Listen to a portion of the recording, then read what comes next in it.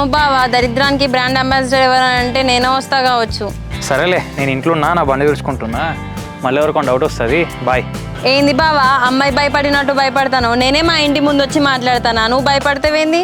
నీకేందే, ఇట్లాంటివి నువ్వు 100 చెప్తావు, కానీ రేపు ఏమైనా ప్రాబ్లం వస్తే ఫేస్ చేయాల్సింది నేను.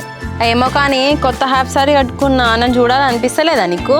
నిన్ననే కదా కలిసి మాట్లాడుకున్నాం, మళ్ళీ ఎలా కలిసి ఎందుకే? ఒక్కొక్క అబ్బాయి వాళ్ళ పిల్ల హాఫ్ సారీ కట్టుకుందనంటే ఎప్పుడెప్పుడు చూద్దాం, ఎప్పుడు కలుద్దాం అని అనుకుంటారు. నువ్వేంది బావా ఇట్లా మాట్లాడుతున్నావు?